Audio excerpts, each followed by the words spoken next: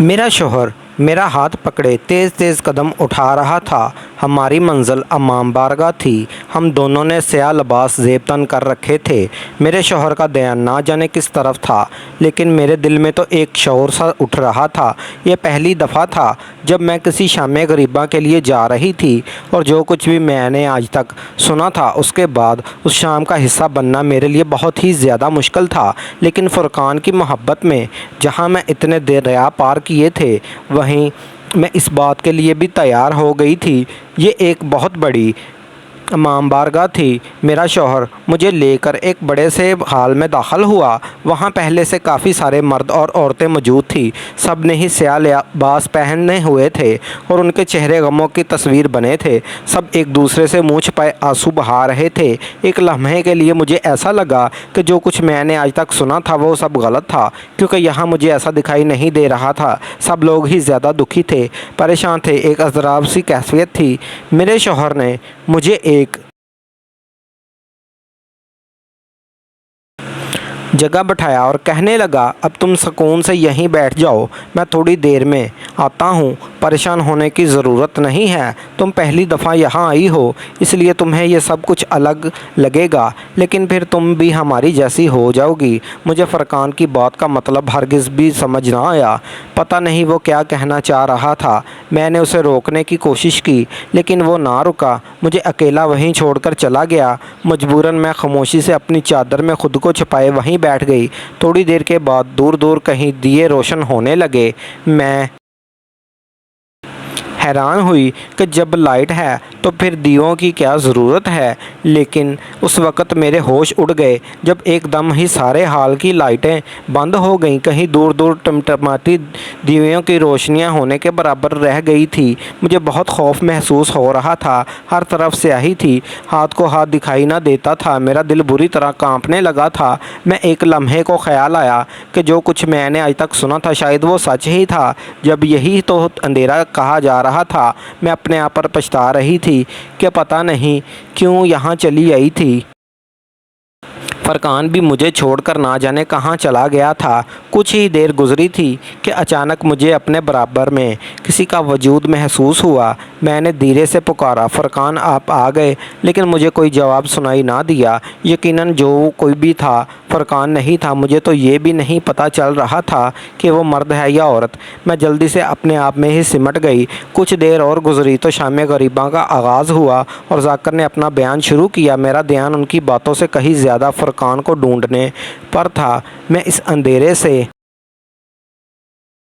हाल में दीदे फाड़े यहाँ वहाँ देख रही थी कि शायद कहीं मुझे फ़ुरक़ान की कोई झलक नज़र आ जाए, लेकिन फ़ुरक़ान तो मुझे नज़र ना आया। अलबत्ता अचानक जो कुछ मेरे साथ हुआ, मेरी रूह फना हो गई। इस तरीक़े के माहौल में किसी ने मेरे साथ, मेरा नाम मरियम है और मेरा तल्लक एक सुन्नी घराने से था। मैंने अपने अब्बा जैसे ही अपने फ़ुरक़ान की मोहब्बत के बारे में बताया। अब्बा ने साफ लफ्ज़ों में कह दिया कि वो एक शिया लड़के के साथ मेरी शादी हरगिज़ भी नहीं करेंगे, और ये बात सुनकर मैं हद से ज़्यादा परेशान हो गई।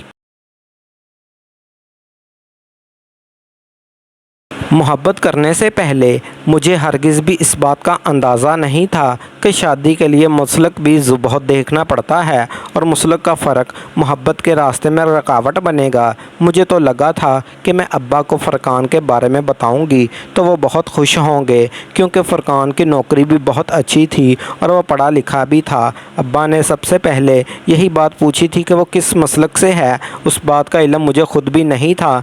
मैंने फ़ोन करके फ़ुरक़ान से उसका मसलक पूछा तो उसने कहा कि मैं शिया हूँ, और यही बात मेरे अब्बा के दिमाग में अटक गई थी। वो गुस्से से कहने लगे, तुम्हारा दिमाग तो ठीक है, तुम्हें ज़रा भी अंदाज़ा है कि तुम क्या करने वाली हो। तुमने एक चोरी छुपे लड़के से रिश्ता बना लिया, और फिर गैर मसलक। तुम्हें पता भी है ये शिया लोग किस तरह के होते हैं, इनके यहाँ बातों के नाम पर क्या क्या होता है। मेरे लिए तो ये गैर मुस्लिम ही हैं, इसलिए तुम्हारा और फ़ुरक़ान का रिश्ता किसी सूरत नहीं हो सकता, और बेहतर है कि आज के बाद तुम इस लड़के के साथ कोई रिश्ता ना रखना। अब्बा ने दो टोक लफ्ज़ों में अपना फ़ैसला सुना दिया और मैं हैरान परेशान खड़ी रह गई। मैं एक आज़ाद माहौल घराने से तल्लुक़ रखती थी। अब्बा ने कभी किसी चीज़ पर रोक टोक नहीं की थी।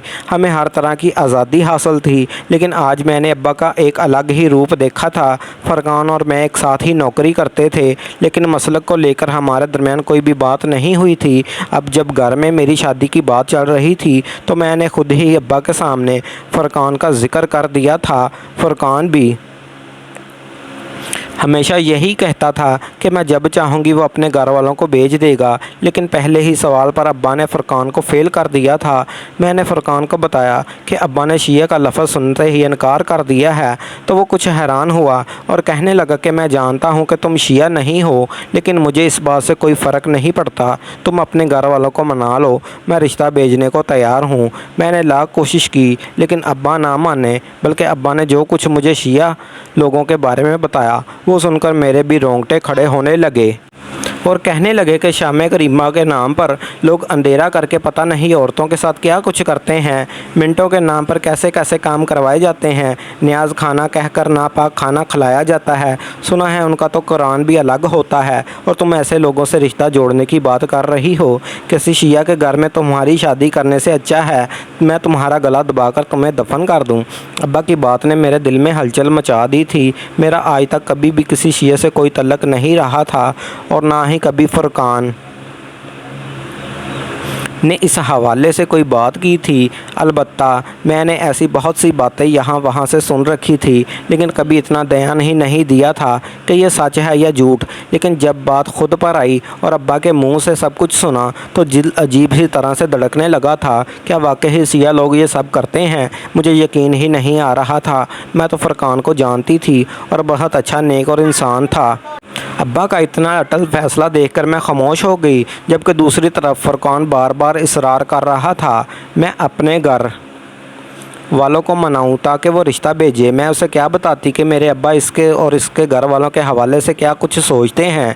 मैंने दबे दबे लफ्ज़ों से इनकार किया और इनकार की वजह बतानी चाहिए तो वो नाराज़ होकर कहने लगा, बिना सच जाने मैं कैसे तुम लोगों के बारे में इतना कुछ सोच लेते हो? जैसे तुम्हारा एक तरीका है वैसे भी हमारा एक तरीका है, लेकिन इसका मतलब ये नहीं कि तुम गलत हो या हम गलत हैं। हम सब अपने तरीक़ों पर हैं और कोई किसी पर काफिर का फतवा नहीं लगा सकता। फ़रकान की ये बात मुझे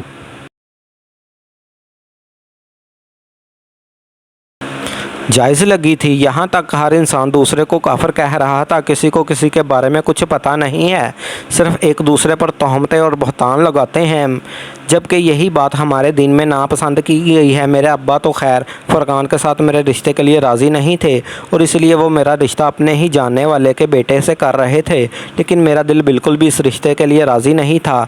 मैं सच से फ़रकान को चाहती थी और इसीलिए मैंने एक ऐसा फ़ैसला किया जो मेरे लिए बहुत ही मुश्किल था। मैंने फ़रकान के साथ कोर्ट मैरिज कर ली। मुझे यकीन था कि अब्बा मेरी शादी का पता चलता तो वो खामोश हो जाते और हमेशा की तरह मेरी बात मान लेते, लेकिन इस दफ़ा ऐसा कुछ नहीं हुआ था। मैंने कोर्ट मैरिज करके फ़रकान के साथ अपने घर वापस लौटी तो मेरे अब्बा ने एक ज़ोरदार तमाचा मेरे मुंह पर दे मारा और कहने लगे, अगर अपनी मर्ज़ी से शिया के साथ शादी कर ही ली है तो अब हम तुम्हारा किसी से कोई वास्ता नहीं, तुम हमारे लिए मर चुकी हो। जाओ जाकर उसके साथ ज़िंदगी गुजारो। 4 दिन में ही सारा सच तुम्हारे सामने आ जाएगा और जब तुम्हारी अकल टकाने आएगी तो तुमने क्या किया। अब्बा की ये बात सुनकर मेरे रोंगटे खड़े हो गए और पल भर के लिए मेरे दिल में भी यही ख्याल आ गया कि कहीं मैंने कुछ गलत तो नहीं कर दिया। क्या वाकई ही शिया लोग ऐसे तो नहीं होते जैसे अब्बा ने मुझे बताया था, या फिर मैंने सुना था ये लोग तो खाने में भी थूक डालकर दूसरों को देते हैं। लेकिन अब कुछ नहीं हो सकता था। मैं शादी कर चुकी थी। अब्बा ने मुझे अपनी ज़िंदगी से निकाल दिया था और अब फ़रकान ही मेरी ज़िंदगी भर का साथी था। फ़रकान ने मेरा हाथ थामा और मुझे अपने घर ले आया। उसकी अम्मा बहनों ने बड़ी खुश दिली से मेरा इस्तकबाल किया और बिना मेरा मसलक पूछे मुझे अपने घर में जगह दे दी। और यही बात मेरे दिल में खटकने लगी कि अगर मेरे अब्बा मसलक को लेकर इस कदर झंझट कर रहे थे तो फिर फ़रकान के घर वालों को क्यों फ़र्क नहीं पड़ रहा था। अगर फ़रकान हमारे लिए गैर मसलक था तो मैं भी उसके घर वालों के लिए गैर मसलक थी। लेकिन यहाँ तो किसी ने कोई सवाल ही नहीं किया था, बल्कि सब मेरी आवभगत में लगे हुए थे। अजीब तरह के अंदेशे मेरे दिल में सर उठा रहे थे। कहीं वाकई इन लोगों ने मैं औरतों के साथ कुछ गलत तो नहीं किया जाता, कहीं फरकान भी किसी मकसद के तहत तो मुझे यहाँ नहीं लाया। मैं मुस्तकिल अपनी इन्हीं सोचों में गुम थी। फरकान मेरे साथ बहुत अच्छा था और मैं बहुत से मोहब्बत ख्याल रखा था, लेकिन अपने घर बार को छोड़ने का दुख मुझे हर पल सता रहा था। और यहाँ के तौर तरीके काफ़ी अलग थे। इनकी नमाज़ें तक हमसे अलग थीं और इसलिए मैं काफ़ी हद तक परेशान हो गई थी। अब मुझे समझ आ रहा था कि अब्बा ने सबसे पहले मसलक के बारे में क्यों सवाल किया था। एक बात अच्छी थी कि किसी ने मुझ पर इस बात के लिए दबाव नहीं डाला था कि मुझे नहीं बल्कि इसके मसलक पर चलना होगा। यहाँ आकर भी मैं अपने हिसाब से ही अपनी ज़िंदगी गुजार रही थी, लेकिन कुछ बातें थी जो कभी कभी मुझे बहुत अजीब लगती थी। और फिर मुहर्रम के दिनों का आगाज़ हुआ तो मैंने देखा कि घर में सभी लोगों ने स्याह रंग के कपड़े पहने। मैं सारा घर सोगवार नज़र आने लगा और मैंने अपना घर में कभी ऐसा कुछ नहीं देखा था, लेकिन यहाँ तो ऐसा लगता था जैसे ये मैयत का घर हो। सभी लोग सोग में डूबे नज़र आते थे। मेरी दोनों नंदों ने कॉलेज से छुट्टी ले ली थी और दोनों सारा दिन घर में रहती, बहुत खामोश खामोश यहाँ वहाँ फिरती और शाम के वक्त वो अपनी अम्मा के साथ इमाम बारगाह चली जाती।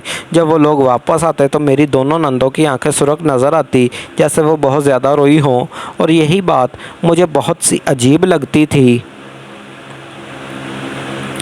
कि वो ऐसा क्या होता है जो ये दोनों इतना रो कर आती हैं। मैंने एक दो दफ़ा अपनी नंद से पूछा तो वो नज़र चुरा गई और कहने लगी, भाभी अगर आप जानना चाहती हैं तो आप भी हमारे साथ चला करें। मुझे ऐसा लग रहा था जैसे उन दोनों के साथ वहाँ कुछ गलत होता है। जब वो बात का सीधी तरह जवाब देने की बजाय घुमा के बात करती, मैं किसी सूरत इमाम बारगाह नहीं जाना चाहती थी, इसलिए हमेशा इनकार कर देती। मेरे लिए वो जगह कोई बहुत खौफनाक सी थी, अगरचे मैंने कभी वहाँ कदम नहीं रखा था।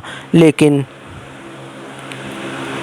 इस हवाले से जो कुछ मेरे अब्बा ने मेरे दिमाग में डाला था वो बहुत ही ख़तरनाक था। जैसे जैसे मुहर्रम की तारीखें बढ़ रही थी, मेरी नंदों के चेहरे उतरते ही चले जा रहे थे। उनका खाना पीना तक कम ख़त्म हो गया था। हर वक्त उदास सी नज़रें खोई हुई रहती थी। ऐसी 10 मुहर्रम का दिन आ गया। मेरी सास और नंदे तो सुबह से ही घर से निकली हुई थी। फ़रकान ने बताया कि वे लोग सारा दिन इमाम बारगाह में ही गुजारेंगी। शाम के वक्त फ़रकान ने मेरी तरफ देखा और कहने लगा कि चलो हम भी इमाम बारगाह चलते हैं। चलो आज शाम गरीबा है, मैं चाहता हूं कि तुम भी शामिल हो। फ़रकान की ये बात सुनकर मेरे होश उड़ गए। मैंने भी सोचा था कि वो मुझसे इस तरह की बात करेंगे, क्योंकि शादी के वक्त ही उन्होंने कह दिया था कि वो कभी फ़िरके को लेकर हमारे दरमियान कोई बात नहीं करेंगे। लेकिन अब वो मुझसे शाम गरीबा में साथ चलने को कह रहे थे। मेरे दिल में आया कि साफ़ इनकार कर दूँ और कह दूँ कि मैं ऐसी जगह नहीं जाना चाहती, लेकिन फिर फ़रकान का चेहरा देख कर मैं इनकार न कर सकी। वो बहुत मान से मुझसे चलने का पूछ रहे थे, मैं कैसे इनकार कर देती। उन्होंने जिस कदर मुझे मोहब्बत दी थी, जितना मेरा ख्याल रखा था, मैं उनकी किसी भी बात के ख़िलाफ़ नहीं जाना चाहती थी। मैं कश्मकश का शिकार थी कि क्या करना चाहिए।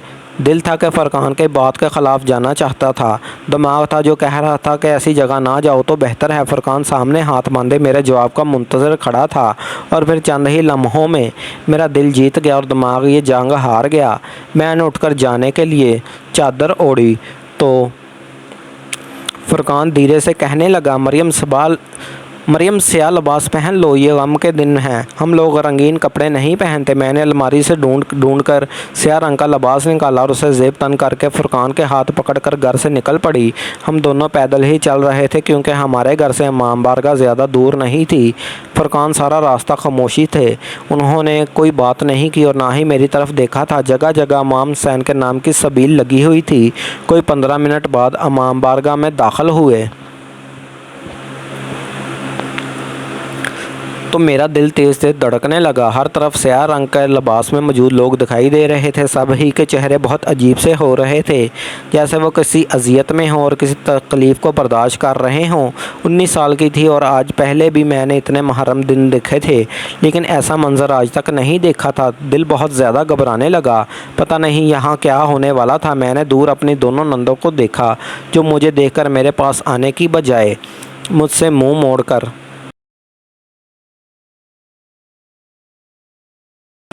چلی گئی۔ اس بات نے مزید میرے دل میں کشمکش پیدا کر دی۔ ایسا بھی کیا تھا جو انہوں نے مجھے منہ چھپانے کی ضرورت پیش آ گئی تھی۔ فرقان نے ایک جگہ مجھے بٹھایا اور کہنے لگا، بس مجلس کا آغاز ہونے والا ہے، اب تم سکون سے یہاں بیٹھو، میں کچھ دیر میں آتا ہوں۔ میری جان نکل گئی کہ پتہ نہیں وہ مجھے چھوڑ کر کہاں جا رہے ہیں۔ کہنے لگے، بے فکر ہو، کچھ نہیں ہوگا۔ میں اپنی جگہ پر سمٹ کر بیٹھ گئی اور پھر سارے حال کی لائٹیں بند ہو گئیں۔ اندھیرا کیوں کیا گیا تھا میں نہیں جانتی تھی۔ اور پھر آہستہ بہت ہلکی آواز میں ذاکر نے شام غریباں کا آغاز کیا تھا۔ میرا دھیان ذاکر کی بات پر نہیں بلکہ فرقان کو ڈھونڈنے پر تھا۔ مجھے اس اندھیرے سے گھبراہٹ ہو رہی تھی۔ میرے دل چاہ رہا تھا کہ بس فرقان مجھے ملے، میں اس کا ہاتھ پکڑوں اور یہاں سے بھاگوں۔ ابا کے کہے جملے میرے کانوں میں گونج رہے تھے۔ شاید ابا سچ ہی کہتے تھے کہ اندھیرے میں یہاں عزتوں کو پامال کیا جاتا ہے۔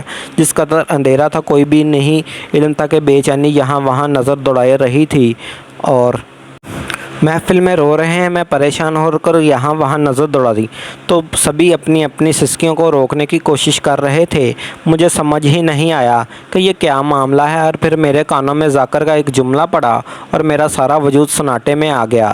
ذاکر کی آواز بہت چبھتی ہوئی یا تیز نہیں تھی، بلکہ وہ بہت پست آواز میں کہہ رہے تھے، مالون یزید نے 4 سالہ ننھی سکینہ کو بھی پانی کے لیے ترسا دیا، انہیں کوفہ اور شام کے بازاروں میں گمایا گیا۔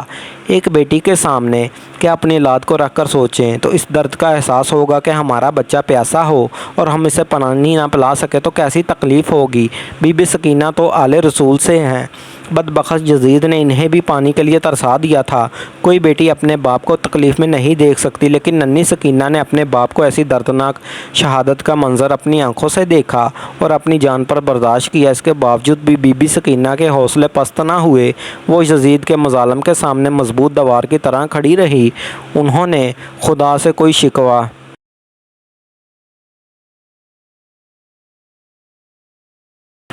نہ کیا بلکہ شکر ادا کیا کہ ہمیں ایسی شہادتیں نصیب ہوئی ہیں۔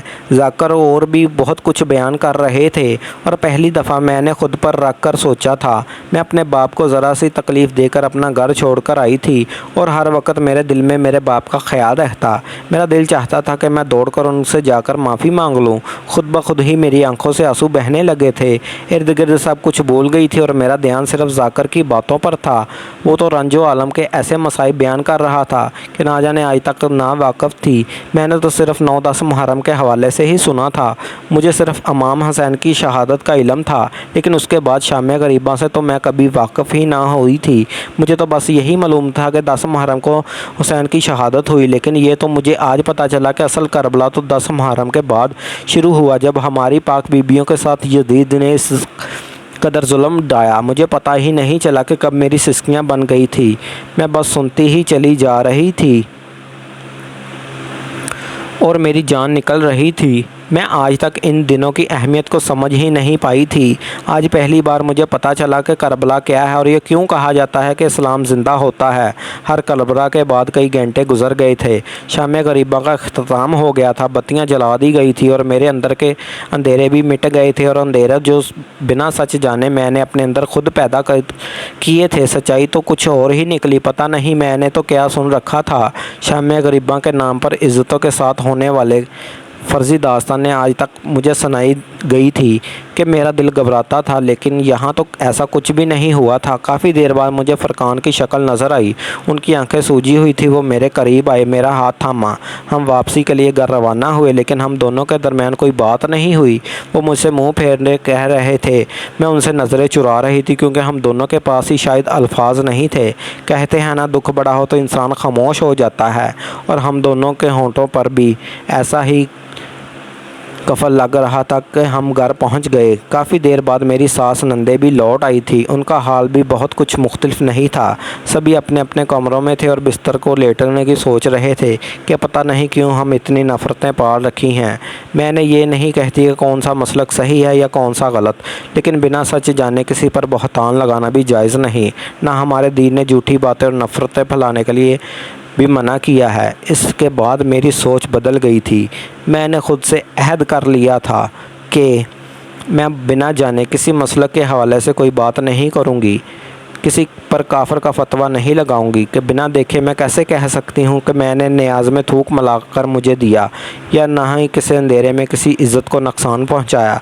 या इन्हें मैं भी आज सुनी हूँ, लेकिन मेरी शौहर ने कभी इस बात पर कोई इतराज़ नहीं किया। वो मसलक पर चलते, मैं अपने मसलक पर, लेकिन जब वो शाम करीब आएगी मैं दोबारा जाऊँगी, क्योंकि ये बीबियों की शाम है, ये गम की शाम है। ये तो नहीं कहती कि मातम करना चाहिए या सीने को भी जायज़ है, लेकिन जो हम मुसलमानों के लिए इस दिन में उस पर आंसू बहाना कुदरती अमल है, और मैं ख़ुद इस बात से रोक नहीं सकती। हम शहीदों का मातम नहीं करते, लेकिन शहीदों की याद में आंसू बहा जाना में कोई बुराई नहीं। हमारा कोई अपना बछड़ जाए तो भी इसकी याद में हमारी आंखों से कभी कभी आंसू बह जाते हैं। ये तो फिर आले रसूल की बात है। मैं बस इतना ही कहूँगी कि अपने दिलों के बुग़्ज़ से पाक कर लें और आले रसूल की खातिर एक हो जाएं, एक दूसरे पर काफिर के फतवे ना लगाएं, बल्कि एक दूसरे की इज़्ज़त कर लें। यही तो हमारे दीन की तालीमात हैं।